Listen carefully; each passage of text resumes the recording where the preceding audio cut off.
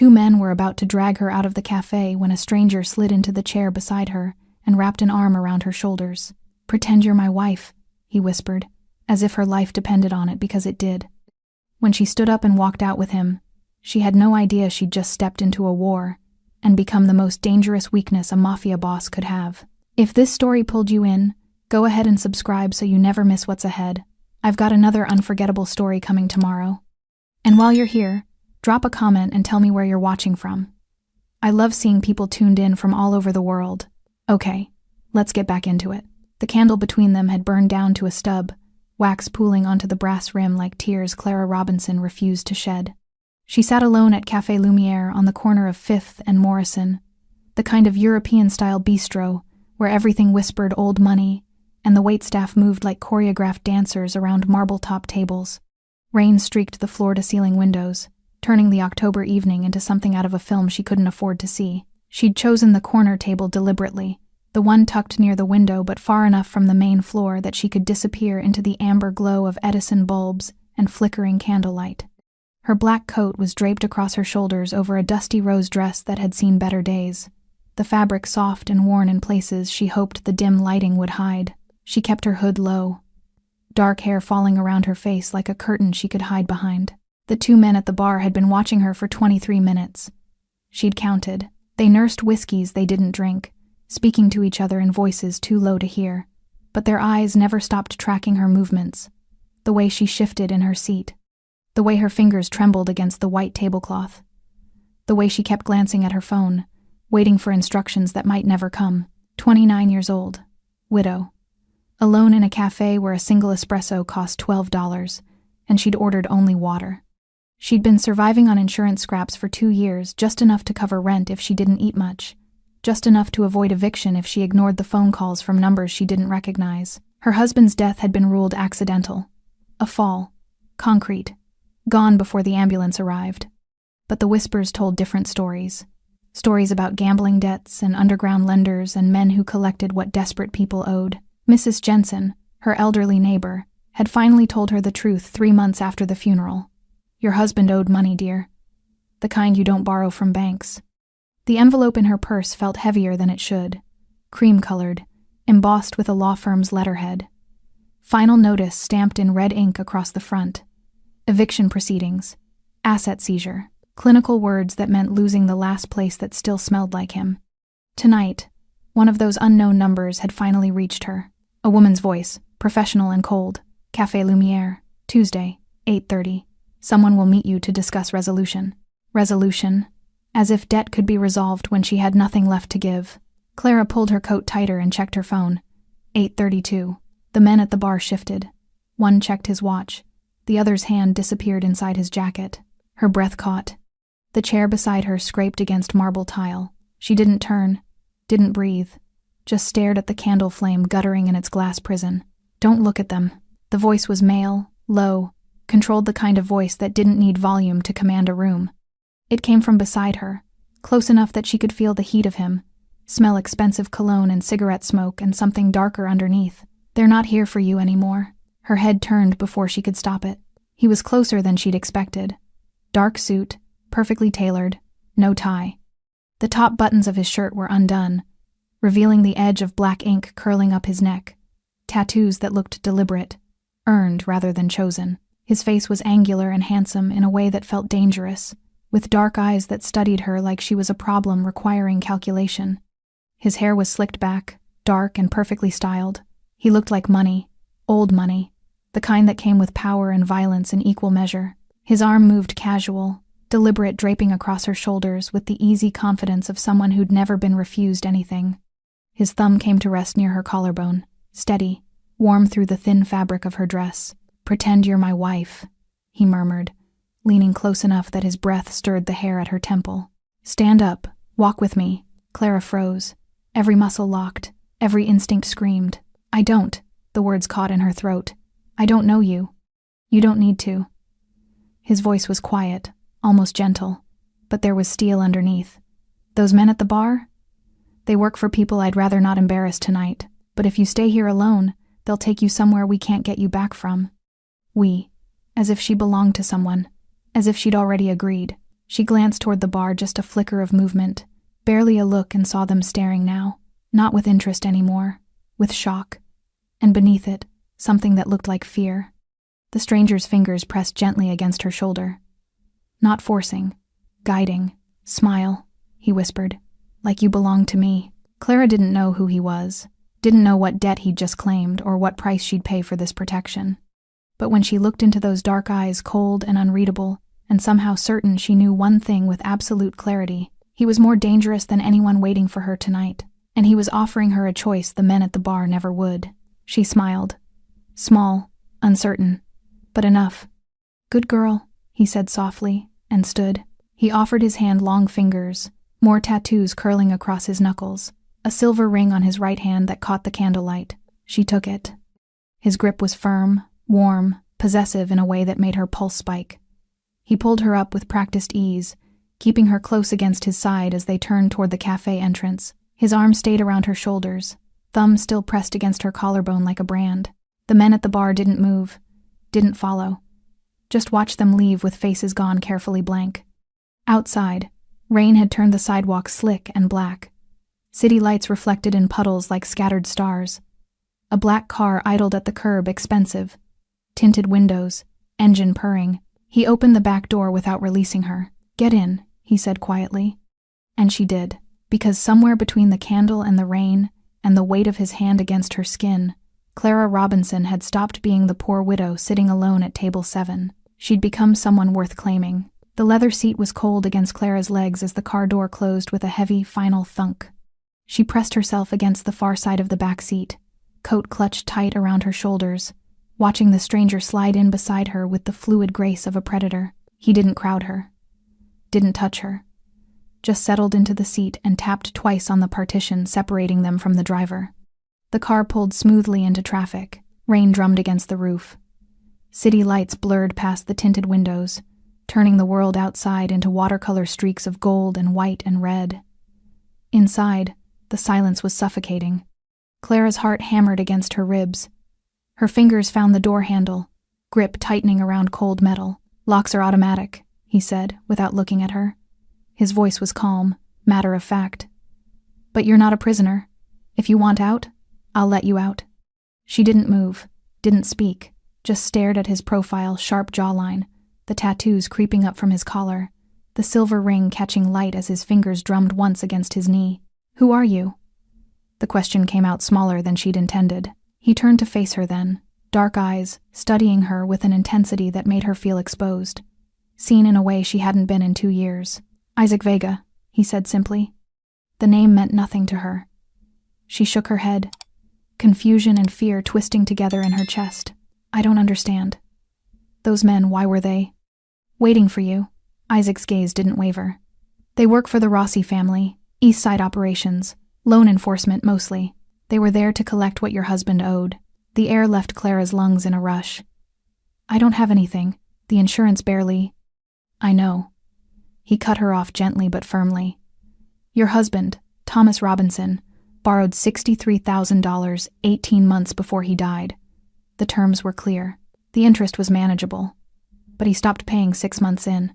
Clara's vision blurred. She pressed her palm against the window, needing something solid, something real. He told me we were fine. He said business was good. He said, he lied. The words hit like a slap. Isaac leaned forward slightly, elbows resting on his knees, hands clasped loosely between them. The debt passed to you when he died, standard practice in these circles. But here's what doesn't make sense. Mrs. Robinson, I control. 5th and Morrison, that cafe, the surrounding blocks, the docks 3 miles east. It's my territory. Anyone operating collection in my area clears it through me first.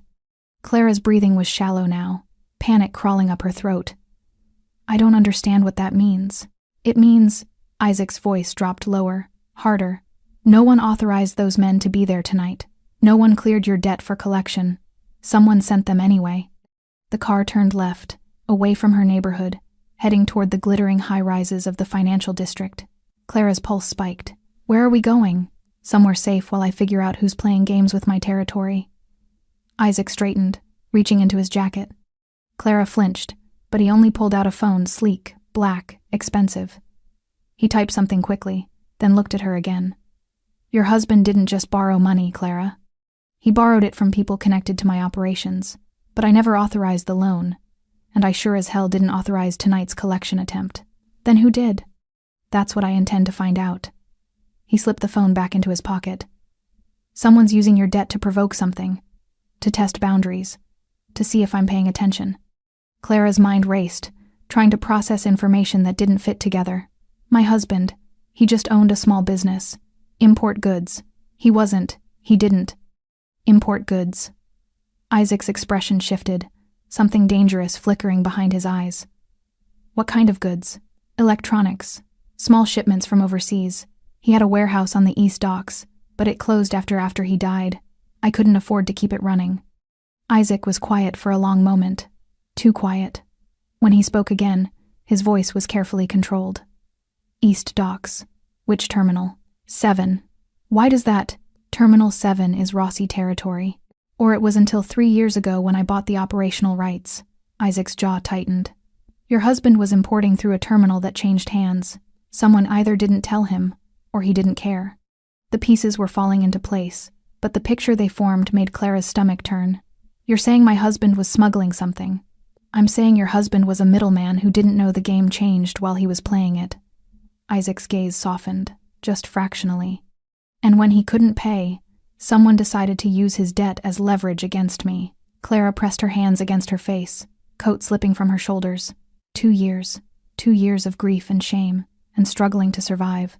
And it had all been part of something bigger, something she'd never asked for. I didn't know, she whispered. I swear to God I didn't know any of this. I believe you. She looked up sharply. Why? Because if you'd known, you wouldn't have shown up alone tonight wearing a dress you bought 2 years ago with an eviction notice in your purse. Isaac's voice was quiet but certain. You'd have run, or you'd have asked for help. You wouldn't have sat in that cafe like a lamb waiting for slaughter. Tears burned hot behind Clara's eyes, but she refused to let them fall. Not here. Not in front of this stranger, who somehow knew more about her life than she did. The car slowed, pulling into an underground garage beneath a building made entirely of glass and steel. Security cameras tracked their movement. Armed guards stood at checkpoints wearing suits that didn't quite hide their weapons. Isaac opened his door and stepped out, then turned back to offer Clara his hand. She stared at it, at the tattoos, the ring, the steady certainty of his palm. I can relocate you, he said quietly. Tonight. New city, new name. You'll never see those men again. Clara's throat tightened. And the debt? Disappears. Just like that? Just like that. She should take it. She should run as far and as fast as this dangerous man would let her. But something in her chest, something that had been buried under grief and shame, ignited. No. Isaac's eyebrows rose. No? Clara stepped out of the car without taking his hand, coat falling to the leather seat behind her. She stood in her worn, dusty rose dress under fluorescent lights and met his dark eyes with fire she'd forgotten she possessed. I want answers first. About my husband. About what really happened. About all of it. For the first time that night, Isaac Vega smiled. Then come with me, Mrs. Robinson. Let's find out who's been lying to you. Isaac's penthouse occupied the entire 42nd floor. Floor-to-ceiling windows overlooked the city. A sprawling canvas of lights and shadows that made Clara feel like she was floating above the world she'd been drowning in for 2 years. The interior was all clean lines and dark wood, leather furniture arranged with precision, abstract art on the walls that probably cost more than her late husband's entire estate. Everything screamed money and control, and a life so far removed from her own, it might as well have been fiction. A woman in her 50s appeared from a side hallway, gray hair pulled into a neat bun, kind eyes, sensible shoes. She smiled warmly at Clara. This is Rosita, Isaac said, shrugging out of his suit jacket. She manages the household. She'll show you to a guest room and get you whatever you need. Clara stood frozen in the entrance, still clutching her coat. I can't stay here. You can and you will. At least for tonight. Isaac draped his jacket over the back of a chair and rolled up his shirt sleeves, revealing more tattoos that snaked up his forearms' intricate patterns, symbols she didn't recognize. Those men know your face now, your address, where you shop, where you work. You go home, they'll be waiting. The truth of it settled over her like ice water. She had nowhere else to go. No family she could trust. Mrs. Jensen was too old to be caught in whatever this was. And Camila, her best friend, had 2 kids and a husband who worked 3rd shift. Clara couldn't bring this darkness to her door. "Just tonight," she whispered. Isaac nodded once. "Just tonight. Until I know what we're dealing with." Rosita guided Clara down a hallway into a guest bedroom that was larger than her entire apartment. Cream-colored walls, a bed that looked like it belonged in a hotel, an ensuite bathroom with marble counters and towels so soft they felt like clouds. "There are clothes in the closet," Rosita said gently. "Probably too big, but better than sleeping in that dress. I'll bring you tea, yes? Something to help you rest." Clara managed a nod, and then she was alone. She sank onto the edge of the bed, coat pooling around her waist, and finally let the tears come, silent, hot, 2 years of grief and rage and fear spilling out in the safety of a stranger's home. Her husband had lied. About the business, about the money, about everything. She'd mourned a man who'd never existed. Clara didn't sleep. She changed into the oversized shirt and soft pants Rosita had left, drank the chamomile tea that appeared on the nightstand, and stared at the city lights until her eyes burned. At 3 a.m, she gave up. The penthouse was quiet as she padded barefoot down the hallway, following the glow of light coming from what looked like an office. The door was partially open. Isaac sat behind a massive desk, shirt unbuttoned at the collar, sleeves still rolled up, surrounded by papers and file folders and a laptop that cast blue light across his face. He didn't look up when she appeared in the doorway. "Can't sleep either?" he asked. "I need to see them." He glanced up then, dark eyes questioning. "The files," Clara clarified, stepping into the room. "Whatever you have on my husband, on the debt, I need to see all of it." Isaac studied her for a long moment, then pushed back from the desk and gestured to the empty chair across from him. "Sit." She did. He slid a manila folder across the polished surface. "This is everything we pulled on Thomas Robinson. Financial records, transaction histories, the loan documents. It's not pretty." Clara opened the folder with trembling hands. The first page was a loan agreement dated 18 months before Thomas died. $63,000. Interest rate, 15% monthly. Collateral, future shipments through Terminal 7. Her vision blurred. 15% monthly? Standard for underground lending. High risk, high reward. Isaac's voice was clinical, detached. He made 3 payments, then nothing. She flipped through bank statements she'd never seen, accounts opened in Thomas's name that she hadn't known existed. Withdrawals, transfers to offshore accounts, payments to casinos in Atlantic City and Las Vegas. Her hands shook harder. He told me he was visiting suppliers, business trips. He'd be gone for days and come back exhausted, and I believed him because I loved him, and I thought. The words choked off. Isaac reached across the desk and gently closed the folder. "You thought he was working to build a future with you." Clara pressed her palms against her eyes, trying to stop the tears. "I was so stupid. You were trusting. There's a difference." She looked up at him, this dangerous man with his tattoos and his empire and his unexpected kindness, and something cracked open inside her chest. "I spent 2 years thinking I wasn't enough. That if I'd been a better wife, if I'd paid more attention, if I'd been less focused on my own career, maybe he wouldn't have, maybe I could have saved him. His choices weren't your fault, Clara. But I carried them anyway." Her voice broke.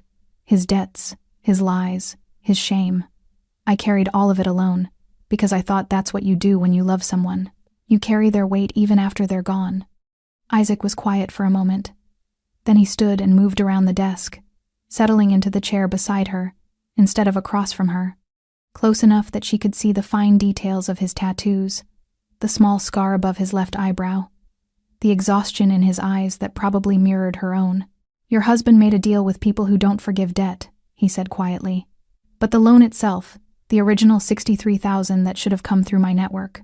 Every major loan in this city gets cleared through me or one of 2 other families. It's how we avoid wars over territory and collection rights." Clara frowned. "But you said you didn't authorize it." "Exactly."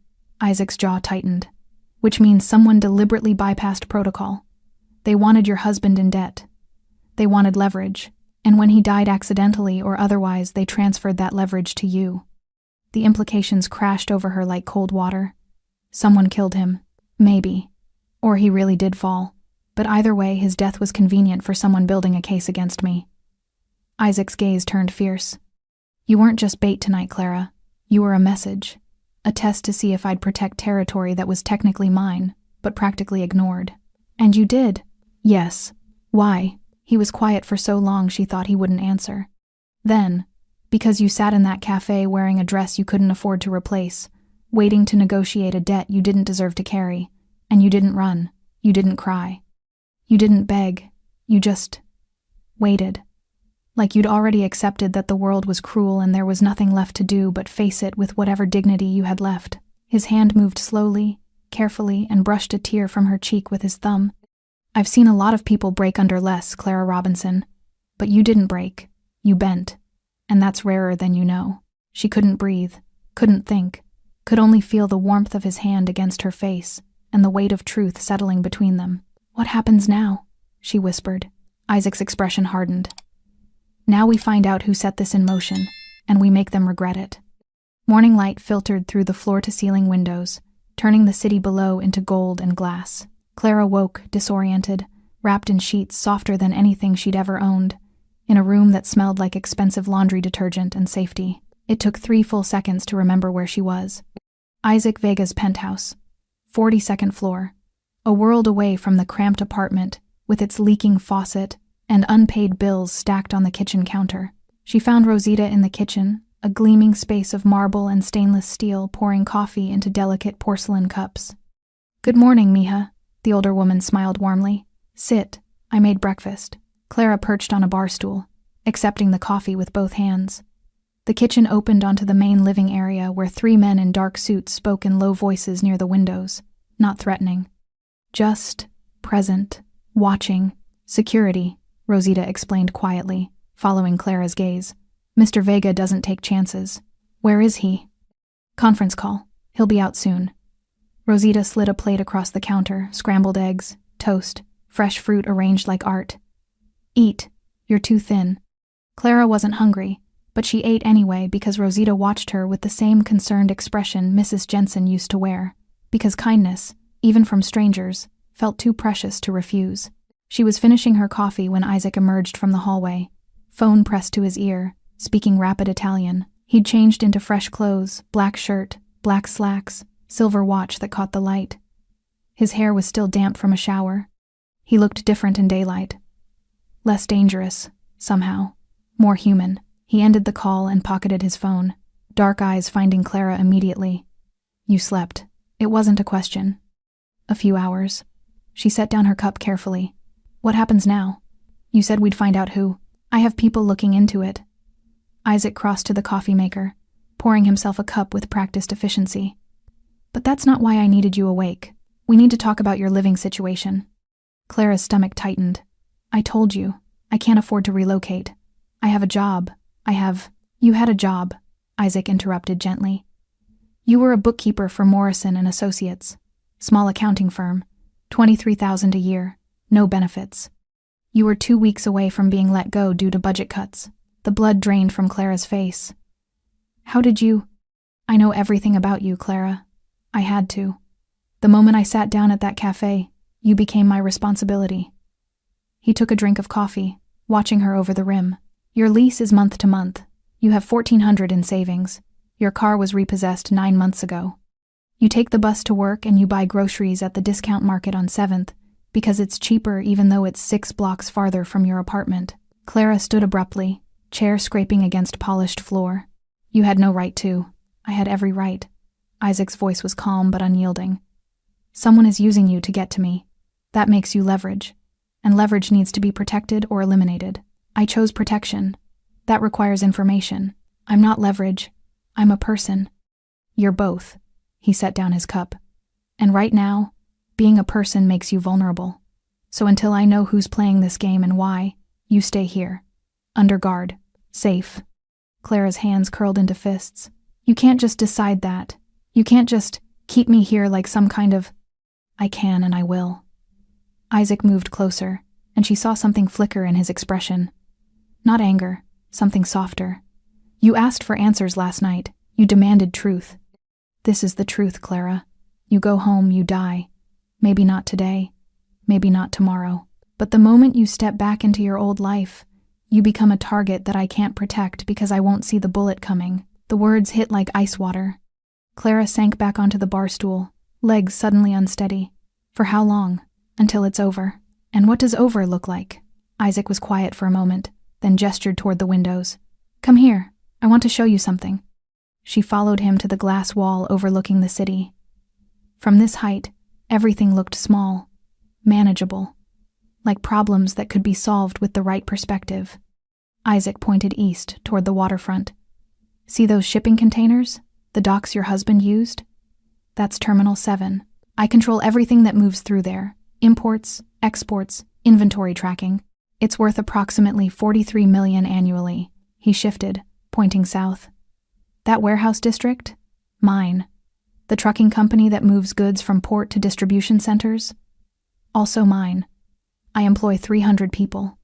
Their families depend on the infrastructure I built staying stable. Clara stared at the city sprawling below, trying to comprehend the scale of what he was describing.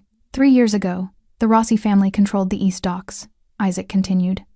They were bleeding money, cutting corners, letting dangerous shipments through because they couldn't afford proper security. People died, workers, civilians, so I made them an offer sell to me, or I shut down their operations entirely and let the feds sort through what's left. They sold, Clara guessed. They sold, and I cleaned house. New protocols, new security, legal operations only. His jaw tightened.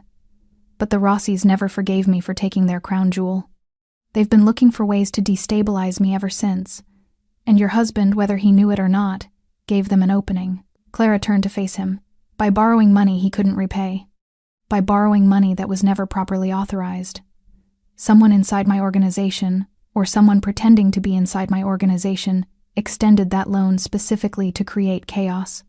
When he couldn't pay, they could either collect from you publicly and make me look weak, or kill you and start a war by making it look like I ordered it. The magnitude of it made her dizzy. I'm just collateral damage. You were supposed to be. Isaac's expression hardened. But I didn't let them have you, and that changes everything. A phone buzzed. One of the security guards answered, spoke quietly, then approached Isaac with urgent eyes. Sir, we have movement on the east side. Rossi soldiers asking questions about the woman from the café. They're showing your photo, Mrs. Robinson. Clara's blood went cold. Isaac's face became a mask cold, calculating, lethal. He turned to Rosita. Increase security. No one in or out without my direct authorization. Then to Clara. Pack whatever you need from the guest room. You're moving to the secure floor. The secure floor? Private elevator. Biometric locks. Bulletproof glass. His dark eyes held hers. The war just started, Clara. And like it or not, you're in it now. The secure floor was smaller than the main penthouse one-bedroom. A sitting area. Reinforced walls that Clara could feel closing in around her, even though the space was beautifully appointed. The windows here were smaller, the glass noticeably thicker, and 2 armed guards stood stationed outside the single elevator entrance. A gilded cage was still a cage. Clara spent 3 days there. 3 days of Rosita bringing meals, of Isaac appearing for brief updates, before disappearing again into meetings conducted in Italian and Spanish behind closed doors. 3 days of watching the city continue without her while she existed in suspended animation 45 floors above the world. On the 4th morning, she snapped. I need to leave, she told Isaac when he arrived with his morning coffee and his perpetually furrowed brow. Just for an hour. A walk. Fresh air. Anything. He didn't even look up from his phone. No, I'm not asking permission. That got his attention. He set down his coffee, dark eyes studying her with that unnerving intensity. You're not a prisoner, Clara, but you're also not stupid. You know what's waiting out there. I know I'm going insane in here. She gestured at the elegant space that felt more like a tomb with each passing hour. You have people looking for answers. You have security everywhere. You have the entire city mapped out like a chessboard, but I'm just sitting here, waiting. Like I've been waiting for 2 years. Isaac's jaw tightened. What do you want from me? I want to matter.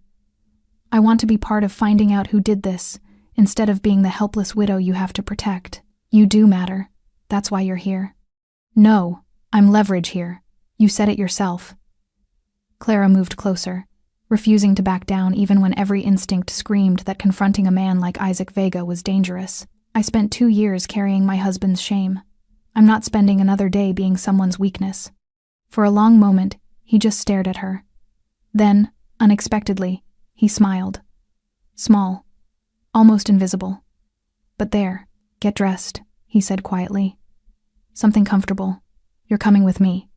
20 minutes later, Clara found herself in the back of Isaac's car again, but this time heading away from the city center toward the industrial waterfront. The secure guard's 2 men Isaac called Torres and Mitchell sat in the front seat, weapons visible in shoulder holsters. Where are we going? Clara asked. You wanted to matter. Isaac didn't look at her, just watched the warehouses and shipping containers slide past the window. So you're going to help me with something I can't do alone. They pulled up to a modest office building, tucked between 2 larger warehouses. The sign read, Coastal Imports, in faded letters. Isaac's hand found the small of Clara's back as he guided her inside, through a lobby that smelled like old coffee and paper, up a narrow staircase to the 2nd floor. A woman in her 60s sat behind a desk buried in file folders. She looked up when they entered, her expression shifting from confusion to recognition to fear in rapid succession. Mr. Vega, she stammered, standing quickly. I didn't know you were coming. I would have. Sit down, Patricia. Isaac's voice was calm but commanding. This is Clara Robinson. She needs to see her late husband's shipping records. Everything from the last 2 years he was alive. Patricia's eyes widened. I'm not sure I'm authorized to. You're authorized. Isaac pulled out a chair for Clara, then leaned against the desk with casual authority. Thomas Robinson used this office to coordinate his imports through Terminal 7. I need to know exactly what he was shipping, where it came from, and who he was working with. The older woman's hands trembled as she turned to her computer. It'll take me a few minutes to pull everything. We'll wait. Clara sank into the chair, heart pounding. She glanced at Isaac. You think his shipments are connected to the debt? I think your husband was moving product he didn't declare, and someone was using him to do it. Isaac's expression was unreadable. The question is whether he knew what he was carrying. Patricia printed stack after stack of documents, customs forms, shipping manifests, payment receipts. Clara spread them across an empty desk, and for the first time in 4 days, she felt useful. This was what she knew. Numbers, records, finding patterns in data. Isaac watched her work, silent and focused. Here, Clara said after 30 minutes, pointing to a series of shipments. These don't match. He declared electronics small shipments, low value. But the container weights are off. Way off. A shipment of phones and laptops shouldn't weigh 3 tons. Isaac leaned over her shoulder, close enough that she could smell his cologne. What else? The payment structure is weird. He's paying port fees that don't align with the declared value, like he's paying for extra security that shouldn't be necessary for legal goods. Because they weren't legal goods. Isaac's voice was hard. He was running something else in those containers. Weapons, probably. Maybe pharmaceuticals. Clara's stomach turned. He wouldn't. He would, and did. Isaac straightened, pulling out his phone. Patricia, I need copies of everything. Every record Thomas Robinson touched in the last 3 years. The woman nodded, fingers flying over the keyboard. Clara stared at the documents, at the evidence of her husband's crimes laid bare in black and white. He used me. All those nights he came home exhausted, telling me about supplier meetings and shipping delays, and he was smuggling weapons. He was a middleman, Isaac corrected quietly. Someone else was running the operation. Your husband was just the face, the legitimate business owner who could sign customs documents without raising red flags. And when he wanted out, they killed him, or let him die. Same result. The elevator dinged behind them. Torres appeared in the doorway, his expression grim. Sir, we have a problem. Isaac's entire body went rigid. Talk. Rossi soldiers just hit Mrs. Robinson's apartment building, kicked in her door, tore the place apart looking for documents. Clara's breath caught. Mrs. Jensen, my neighbor. She's fine, already relocated by our people. Torres hesitated. But they left a message, sir. They took Mrs. Robinson's wedding photo, the one from her nightstand. The temperature in the room dropped 10 degrees. Isaac's face became a mask of controlled fury. Where are they now? Gone. But they made sure our surveillance caught them leaving. They want you to know they can reach her any time they want. Clara stood on shaking legs, the documents forgotten. They were in my home. They touched my things. Isaac's hand caught her elbow, steadying her. Torres. Pull every available man. I want eyes on every Rossi location within the hour, and find out who authorized that incursion." "Yes, sir." Torres disappeared. Clara turned to Isaac, fear and rage warring in her chest. "What does this mean?" His dark eyes met hers, and for the first time since the café, she saw something that might have been worry. "It means they're not playing games anymore. They're sending a message." His grip on her arm tightened. "You're not just leverage, Clara. You're the weakness they think they can use to bring me down." "Then what do we do?" Isaac's expression hardened into something terrifying and absolute. "We prove them wrong." The penthouse felt different when they returned. The air was charged, electric with tension. Isaac's security team had doubled men in dark suits, stationed at every entrance, phones buzzing constantly. Weapons no longer concealed, but openly displayed. Clara recognized the shift immediately. This wasn't protection anymore. This was preparation for war. Isaac disappeared into his office with 4 men she'd never seen before. Older, harder, with faces that had seen violence and delivered it in equal measure. Their voices carried through the closed door, low and rapid in a mixture of English and Italian. She stood in the living room, feeling useless again, when Rosita appeared with chamomile tea and concern etched across her face. "You should rest, mija. You look pale." "I can't rest." Clara wrapped her arms around herself, still seeing her apartment in her mind. Door kicked in, belongings scattered. The sanctity of her last private space violated. They were in my home. They touched everything I had left of him. "Mr. Vega will handle it." That's what everyone keeps saying. But what does handle it mean? More violence? More people hurt because I'm... She stopped, voice breaking. Rosita set down the tea and pulled Clara into an unexpected embrace. "You listen to me. This is not your fault. These men, they would have found some excuse for war whether you existed or not.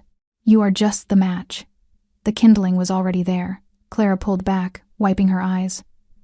"I don't want to be the reason people die." "Then help Mr. Vega find who lit the fire." The office door opened.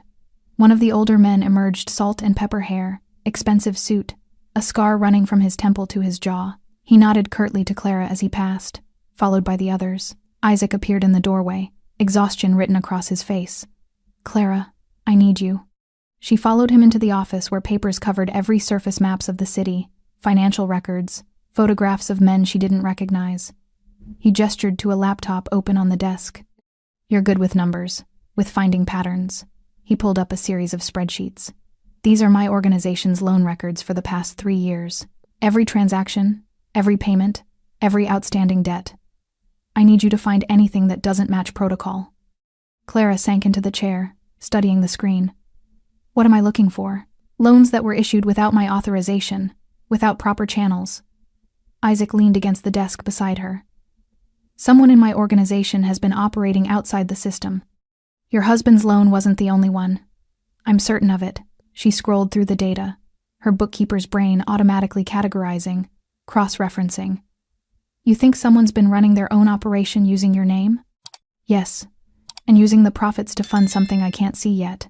His phone buzzed. He glanced at it, frowned, then ignored it. "The Rossis are old school. They don't have the capital or the infrastructure to challenge me directly. But if someone inside my organization is feeding them resources, they could destabilize you from within," Clara finished. "Exactly." She worked in silence for 20 minutes, Isaac pacing behind her, taking calls in Italian that grew increasingly tense. Finally, she stopped. "Here." She pointed to a cluster of transactions. "These loans, 15 of them over 18 months, were all issued by the same loan officer. But they're structured differently than your standard protocol. Higher interest rates, shorter payment windows, and look at the collateral terms." Isaac leaned over her shoulder, close enough that she could feel the heat radiating from him. "Terminal access. They're all leveraging port access. Like my husband's loan." Clara's pulse quickened. "But these are larger amounts, and none of them list a guarantor approval code. Every other loan in your system has one except these 15. Isaac's jaw clenched. "Who issued them?" She clicked through to the loan officer information. A name appeared. Dominic Ferraro, Senior Operations Manager, East Docks Division. The room went very still. "Dom." Isaac's voice was barely above a whisper, but it carried the weight of betrayal. "He's been with me for 8 years. Since I took Terminal 7 from the Rosses. Clara turned in her chair to face him. Is it possible he's still loyal to them? That he never really switched sides? It's possible. Isaac's expression had gone cold, calculating. Or he was turned. Money, threats, family leverage. There are a dozen ways to flip someone. He pulled out his phone, typed quickly, then waited. 30 seconds later, it buzzed with a response. His face darkened. What? Clara asked. Dom called in sick this morning. First time in 8 years. Isaac pocketed his phone. Torres is checking his apartment now. You think he ran? I think he knows we're getting close. The elevator dinged. Torres burst into the penthouse, his usually composed face flushed with urgency. Sir, you need to see this. He handed Isaac a tablet. On the screen was security footage from the underground garage, grainy, black and white, time-stamped from 40 minutes ago. Clara watched as a man in a dark coat emerged from the elevator, looked directly at the camera, and smiled. Then he raised his hand and drew a finger across his throat. That's Dom, Isaac confirmed, his voice like ice. There's more. Torres swiped to another video. He uploaded this to a private server 20 minutes ago. It's set to broadcast publicly in 12 hours, unless he deactivates it. He pressed play. The video showed Clara in the cafe 4 nights ago, sitting alone at her table. Then Isaac sliding into the chair beside her, his arm around her shoulders, his mouth close to her ear. The footage was clear enough to see the intimacy of the moment. The protective way he held her, the way she'd taken his hand and stood, and beneath the video a caption, Vega's new weakness, the widow who'll start a war. Clara's blood went cold. He's going to expose you, she whispered. Show everyone that you're protecting me, that I matter to you. Yes. Isaac's expression was murderous. And when the other families see that footage, they'll know exactly where to apply pressure. Torres spoke carefully. Sir, we can find him.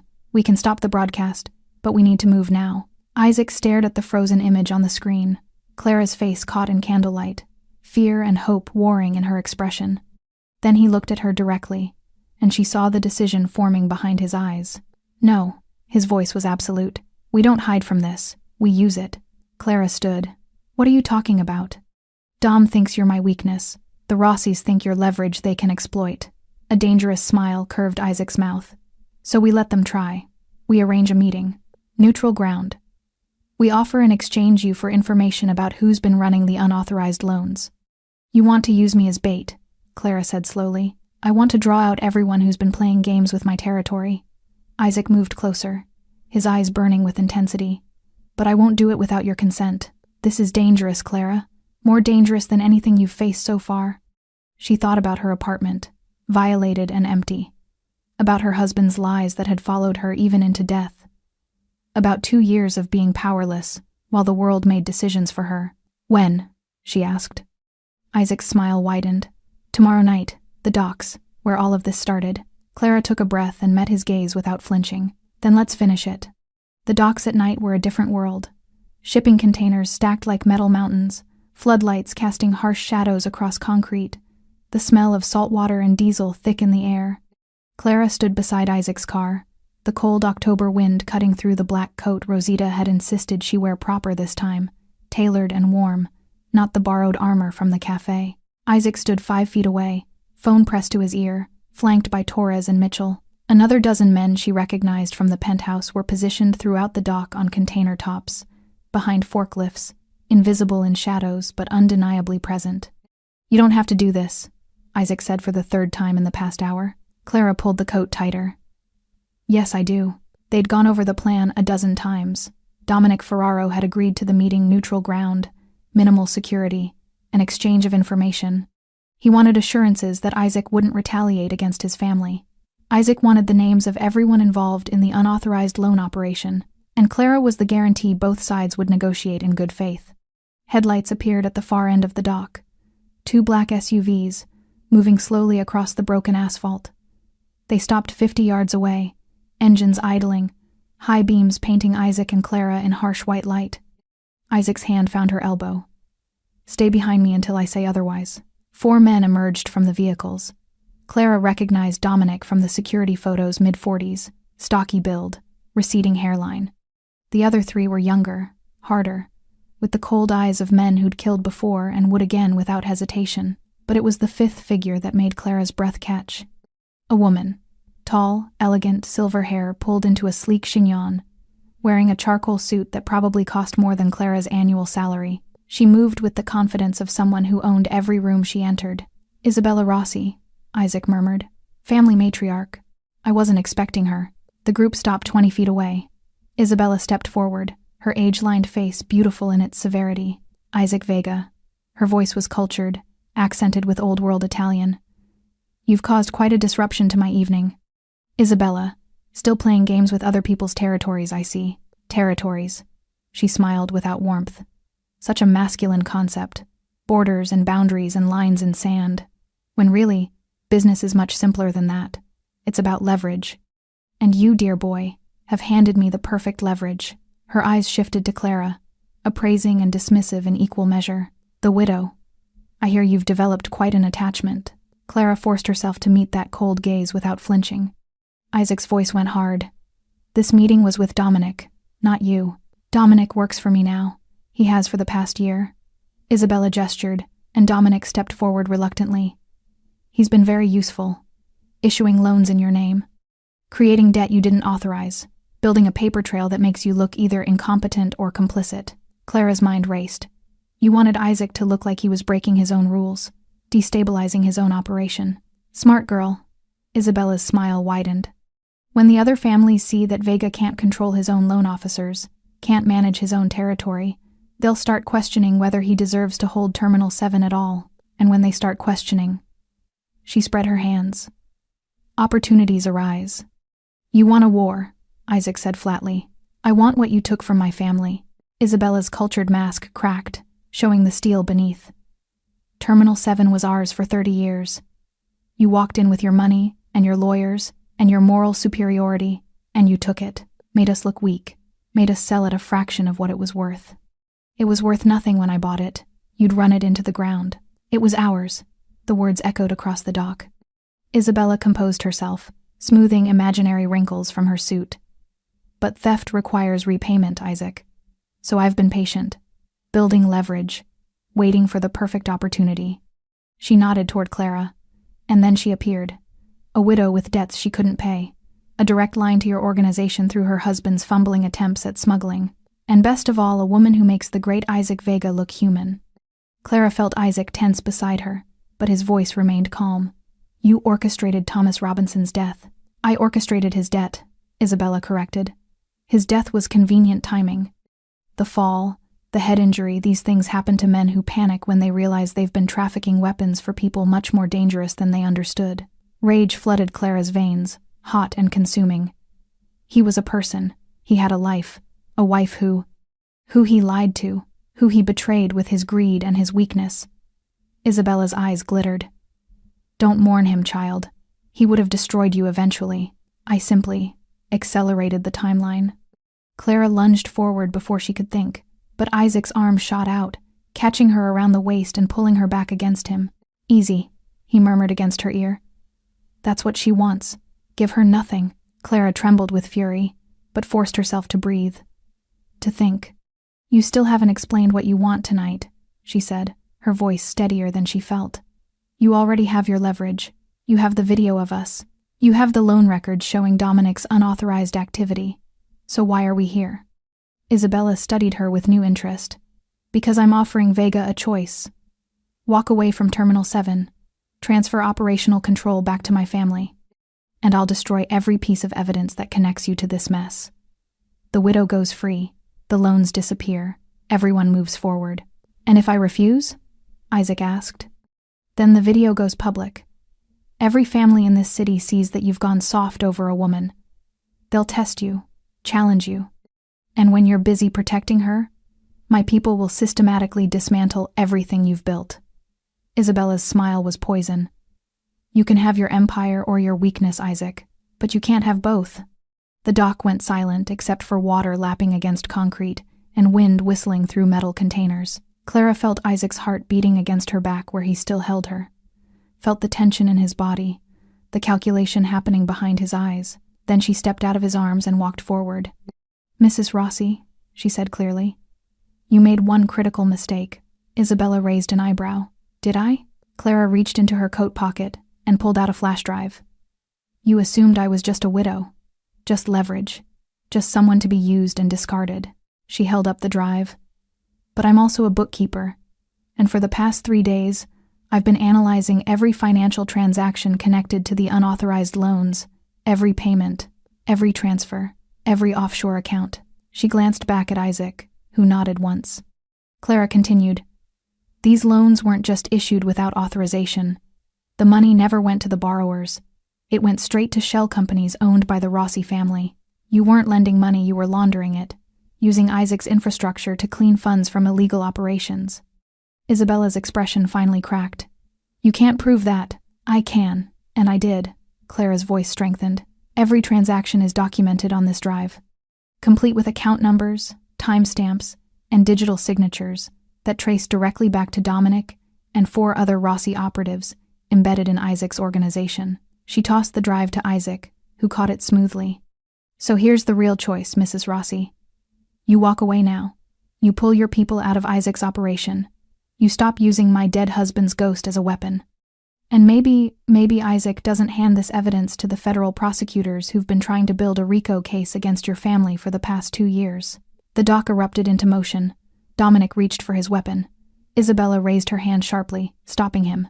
You're bluffing, she said, but uncertainty flickered across her face. Isaac stepped forward, positioning himself beside Clara. She's not, and you know it, because you trained your people to be thorough, Isabella. Every transaction logged, every transfer documented. You kept records because that's how you maintain control. He held up the drive, but control is only power when no one else has the keys. For a long moment, Isabella stared at them both. Then, slowly, she smiled. Not with warmth, with respect. Well played, Mrs. Robinson. She turned to Dominic. We're leaving, but, Dominic started. Now. They retreated to the SUVs. Before climbing in, Isabella looked back one last time. This isn't over, Isaac. Yes, he said quietly. It is. The vehicles disappeared into the night. Clara's legs gave out. Isaac caught her, lowering them both to the cold concrete. His arms wrapped around her as she shook with adrenaline and relief, and the weight of what they'd just survived. You were brilliant, he murmured against her hair. Terrifying and brilliant. She laughed, the sound half-sob. I thought I was going to throw up. You can throw up now if you want. Maybe later. She pulled back to look at him, this dangerous man who'd claimed her in a cafe and changed everything. Is it really over? Isaac's expression softened.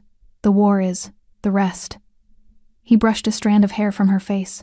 The rest is just beginning. The penthouse felt different when they returned just after midnight. Quieter. The security presence had eased still there, but no longer suffocating.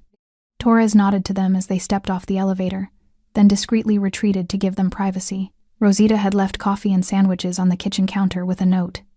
Eat, both of you. R. Clara sank onto the leather sofa, exhaustion finally catching up with her. Her hands were still trembling from adrenaline, from standing 20 feet away from the woman who'd orchestrated her husband's death and somehow finding the courage to call her bluff. Isaac disappeared into his office, returning moments later with a bottle of whiskey and 2 glasses. He poured generously, handed one to Clara, then settled into the chair across from her. To surviving your first syndicate negotiation, he said, raising his glass. Clara laughed weakly and took a drink. The whiskey burned all the way down, warming her from the inside out. Is it always like that? No. Usually there's more shooting. Isaac's expression was serious, but his eyes held a glimmer of something lighter. You handled yourself better than men I've worked with for years. I was terrified. I know. That's what made it brave. They sat in comfortable silence for a moment, the city lights twinkling through the windows like 1,000 distant promises. Then Isaac leaned forward, elbows on his knees, glass dangling between his fingers. There's something you need to know. About your husband. About how he really died. Clara's stomach tightened. I thought Isabella said it was convenient timing. An accident. She lied. Isaac took a drink, choosing his words carefully. I had my people pull the police reports, the autopsy, the witness statements. Your husband didn't fall accidentally, Clara. He jumped. The glass nearly slipped from her fingers. What?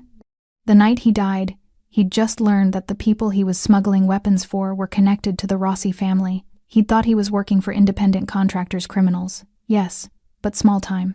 When he realized the scale of what he'd gotten involved in, the kind of people who now owned him, Isaac's voice was gentle. He panicked. Called the Rossis, tried to back out. They told him there was no backing out. That he'd keep moving shipments, or they'd hurt you. Clara's vision blurred. He killed himself to protect me? The coroner ruled it accidental because there was no note. No clear evidence of intent.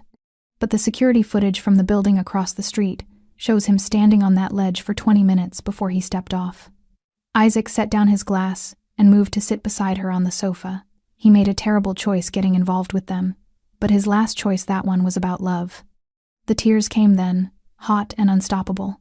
Not the grief she'd carried for 2 years, mourning a man she thought had abandoned her through carelessness. This was different, sharper, more complex. He lied to me about everything else, she whispered. The gambling, the debts, the smuggling. Every day he came home and pretended we were fine when we were drowning. Yes, but he died trying to save me from consequences I didn't even know existed. Yes. Clara pressed her palms against her eyes, trying to contain the storm of emotions. I don't know how to feel about that. I don't know if I should forgive him, or hate him, or... You can feel all of it, Isaac said quietly. Anger and grief and betrayal and love. They don't cancel each other out, Clara. They just exist together. That's what it means to lose someone complicated. She looked at him through tears. This man who dealt in violence and territory and control, speaking about emotion with unexpected wisdom. How do you know that? Because I lost someone complicated too. Isaac's expression shifted, something old and painful flickering across his face. My brother. He worked for the Rossis before I took Terminal 7. When I made my move, I asked him to come with me, to leave their organization and help me build something better. What happened? He refused, said loyalty meant something, said I was a traitor for leaving. Isaac's jaw tightened. 6 months later, the Rossis used him as a scapegoat when a shipment went wrong, put a bullet in his head and dumped him in the harbor. Clara's breath caught. Isaac. I loved him. I was furious with him for choosing them over me. I grieved him. I blamed myself for not forcing him to leave.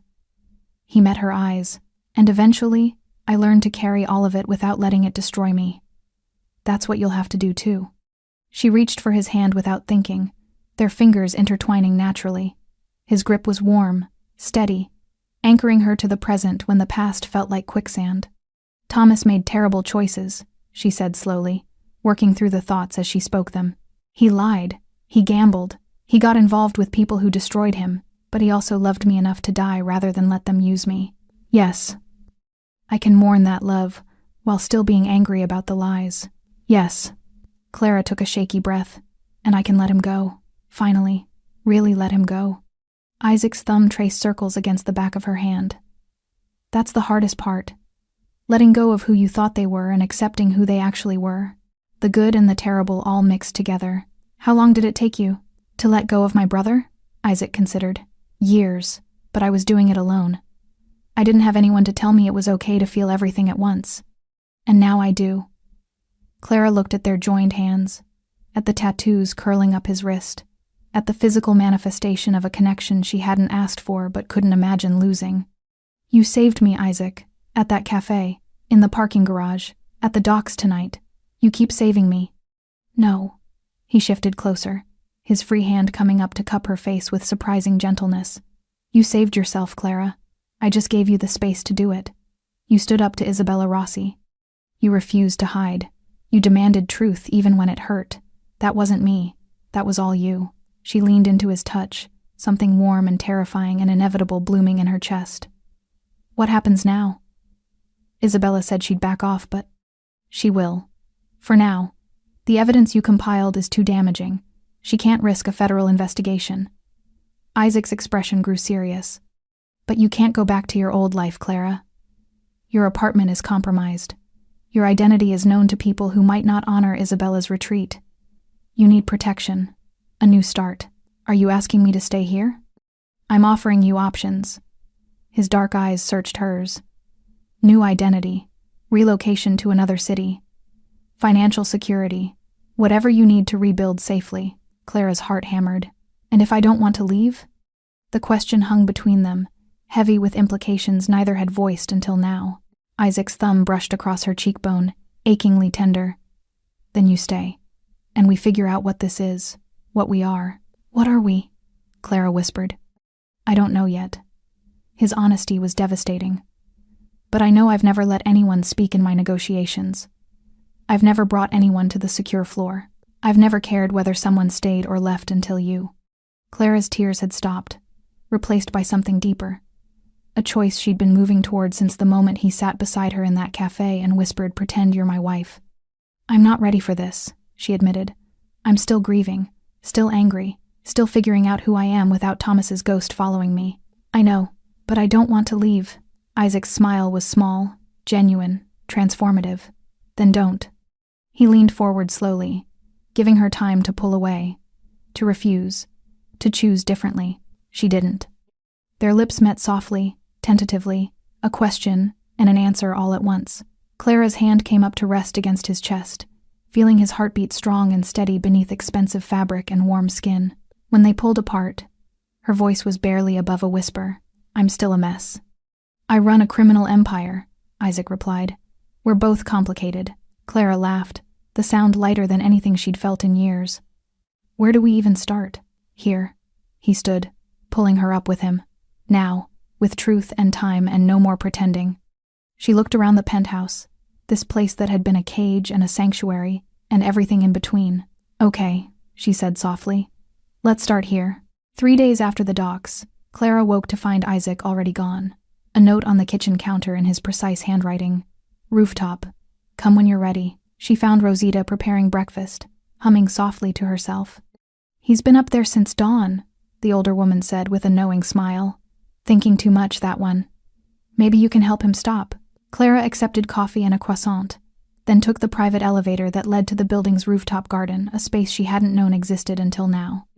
The doors opened onto an urban oasis. Potted trees, carefully maintained flower beds, a small fountain that somehow made the city noise fade into background whisper. And at the far edge, leaning against the glass barrier overlooking the city 45 stories below, stood Isaac.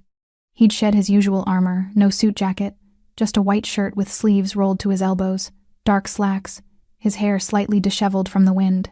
He looked younger like this, less untouchable. You found me, he said without turning. You left instructions. Clara joined him at the railing, setting her coffee on the wide ledge. This is beautiful.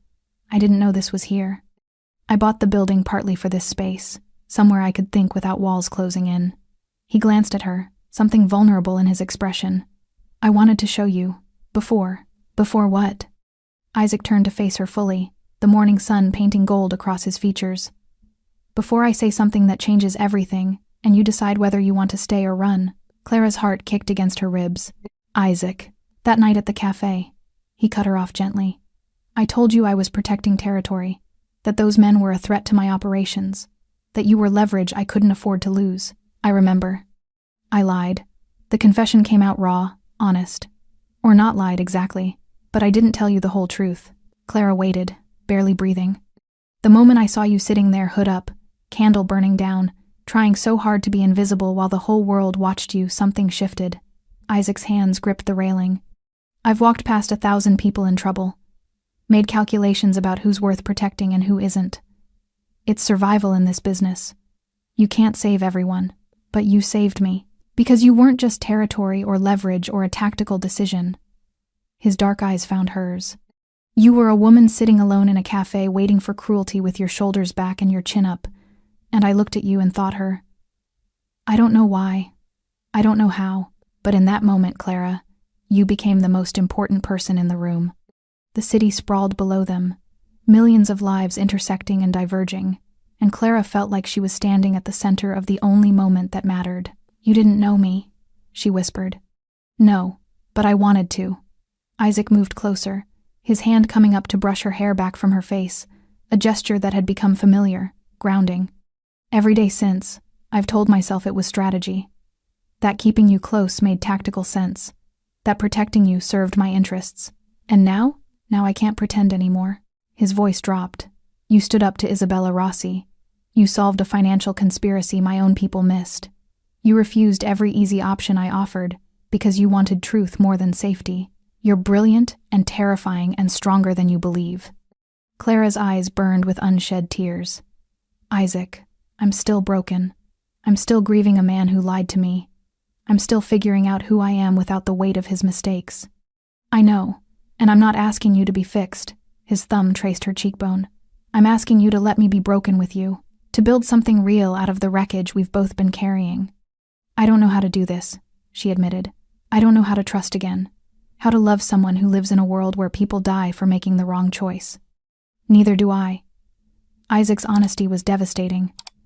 "I've spent 10 years building walls, keeping people at arm's length, treating relationships like transactions, but you walked through every defense I had like they didn't exist."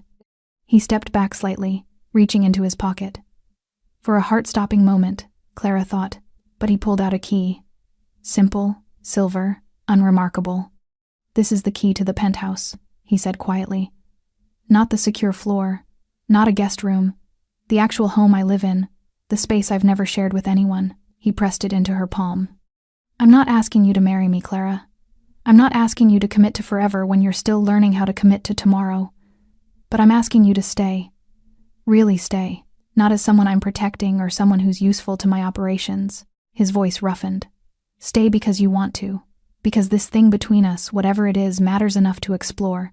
Because when I wake up, I want you to be the first person I see." Clara stared at the key, her vision blurring. "What if I'm not ready?" "Then you take however long you need. Days, weeks, months." Isaac's expression was open, vulnerable in a way she'd never seen. "I'll wait, because you're worth waiting for." The wind whipped around them, carrying the sound of traffic and construction, and a city that never stopped moving. Clara thought about the woman she'd been 4 days ago sitting in a cafe, waiting for her life to end. And the woman she was now standing on a rooftop, holding a key that represented a future she hadn't dared imagine. "I'm terrified," she whispered. "Me too. I don't know if I can be what you need. You already are." Clara looked up at him, this dangerous, complicated, unexpectedly gentle man who'd claimed her in a moment of crisis, and somehow made her believe she could be more than her grief. And she made a choice. She stepped forward, closing the distance between them, and kissed him.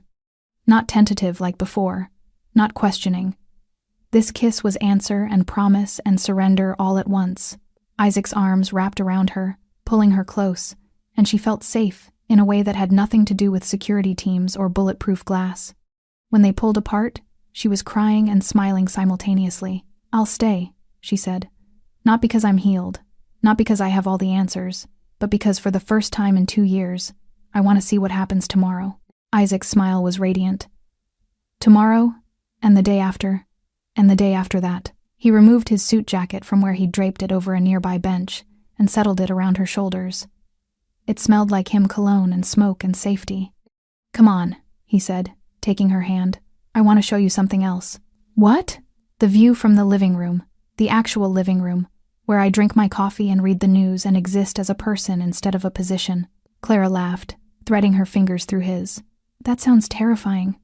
"Probably, but we'll be terrified together." They walked toward the elevator, her hand in his jacket around her shoulders, the key to his home pressed against her palm, and somewhere between the rooftop and the promise of tomorrow, Clara Robinson stopped being the poor widow who sat alone at a cafe. She became the woman who chose to stay. The cafe looked exactly the same. Same brass tables, same checkered floor, same Edison bulbs casting warm amber light across couples sharing wine and conversation. Clara stood outside Café Lumière on the corner of 5th and Morrison, watching through rain-streaked windows as life continued exactly as it had a week ago. A week. 7 days since Isaac Vega sat beside her and changed everything. "You don't have to do this," Isaac said quietly. He stood behind her, close enough that she could feel his presence but far enough to let her make this choice alone. "Yes, I do." Clara pulled her coat tighter, the new one Isaac had insisted on buying, properly fitted and warm. "I need to see it, to face it without fear." She pushed through the door, bell chiming overhead. The warmth hit her immediately, along with the smell of espresso and fresh bread. A few heads turned, but no one recognized her. No one saw the widow who'd sat alone at table 7. She walked directly to that corner table. The candle was fresh, unlit. The chairs were empty. Clara sank into the seat she'd occupied, back to the wall, window to her left. From this angle, she could see the entire cafe, see the bar where two men had watched her with predatory patience, see the entrance where Isaac had appeared like an answer to a prayer she hadn't known how to voice. Isaac didn't follow immediately. He ordered 2 coffees at the counter, giving her space, then approached slowly. "May I?" he asked, gesturing to the chair beside her. Clara smiled. "You didn't ask last time." "Last time I was claiming territory," he sat, setting a coffee in front of her. "Tonight I'm asking permission." She wrapped her hands around the warm cup, letting the heat seep into her fingers. "Do you remember what you said when you sat down? Don't look at them. They're not here for you anymore." "You were right. They weren't." Clara took a sip, the bitter espresso grounding her in the present. "But I was still here for them. Still waiting. Still letting other people's decisions control my life. And now?" She looked around the cafe at the couples, the solo diners reading books, the barista crafting intricate foam art. Normal people living normal lives without debts and violence and syndicate wars lurking in the shadows. "Now I'm here because I chose to be," she said softly. "Not because someone told me to come. Not because I'm running from creditors or hiding from the past. Because I wanted to face the place where everything changed and prove to myself that I'm not afraid anymore." Isaac's hand found hers on the table, fingers intertwining. "You were never afraid. Not really. Fear would have made you run. You stood your ground. I was terrified. Courage isn't the absence of fear, Clara. It's choosing action despite it." She turned to look at him fully, this man who'd walked into her life during her darkest moment and somehow illuminated all the broken pieces she'd been trying to hide. "I've made a decision." His expression grew serious. "Tell me." "I'm keeping the key." She pulled it from her pocket, the silver catching candlelight. "I'm staying at the penthouse. With you. Really staying. Not just hiding until the danger passes." Isaac's grip on her hand tightened fractionally. "You're sure?" "No, I'm not sure about anything." Clara laughed softly. "I don't know if I'm ready for a relationship. I don't know if I can handle your world long term. I don't know who I am anymore without Thomas's ghost defining me. But I know I want to find out. And I know I want to do it with you." She met his dark eyes steadily. "You gave me choice when everyone else in my life took it away. Even Thomas, with his lies and his debts, he made decisions for me without asking. You asked. Every time. You offered options and waited for me to choose, because your choice matters more than my convenience." "Exactly." Clara set down her coffee and stood, pulling Isaac up with her. "So I'm choosing this. Choosing you. Choosing to build something new instead of mourning something that was never real." Isaac rose smoothly, and suddenly they were standing in the exact position they'd been in a week ago, his arm around her shoulders, her hand in his, the cafe watching with mild curiosity, but everything was different now. "Walk with me?" Isaac asked quietly. Clara smiled, remembering his command from that first night. "Pretend you're my wife. Stand up. Walk with me." "I'm not pretending anymore," she said. "Neither am I." They walked toward the exit together. Not fleeing, not hiding, simply leaving because they'd chosen to. Outside, rain had turned the sidewalk slick and reflective. The black car still waited at the curb, Torres behind the wheel, but Isaac made no move toward it. Instead, he turned Clara to face him, cupping her face in both hands. "I need you to understand something," he said seriously. "My life is complicated, dangerous. There will be threats. There will be decisions that keep me awake at night. I can't promise you safety or simplicity. I don't want simplicity. I want truth. Then here's truth." His thumbs brushed across her cheekbones. "I'm falling in love with you, Clara Robinson. Have been since the moment you looked at me in this cafe and decided to trust a dangerous stranger over certain destruction. And if you stay, if you really choose this, I will spend every day proving that your trust wasn't misplaced." Clara's breath caught. The words she'd been afraid to name, afraid to feel, suddenly spoken aloud with devastating clarity. "I don't know if I love you yet," she admitted. "I don't know if what I feel is love or gratitude or just connection after so much isolation. That's okay. But I want to find out. I want time to discover who we are when we're not running from threats or solving conspiracies.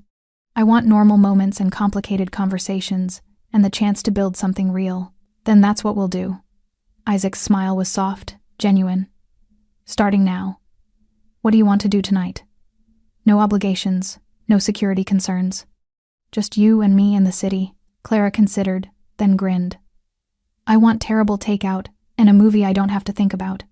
I want to sit on your very expensive sofa in comfortable clothes and just exist, without danger or drama or life-changing revelations. That might be the best offer I've had all week. He opened the car door, and she slid in. But this time, she didn't press herself against the far side. She settled in the middle, and when Isaac joined her, she leaned against him naturally. Torres pulled into traffic without comment, though Clara caught his smile in the rearview mirror. Isaac's arm wrapped around her shoulders, the same protective gesture from a week ago, but transformed by choice and context into something tender. Clara? He said quietly. Yes? Thank you. For staying. For choosing this even when it would have been easier to run. She tilted her head up to look at him. Thank you for sitting beside me when you could have walked past. For seeing something worth protecting when I couldn't see it myself. Always, he promised. The city slid past the windows, lights, and movement, and endless possibility.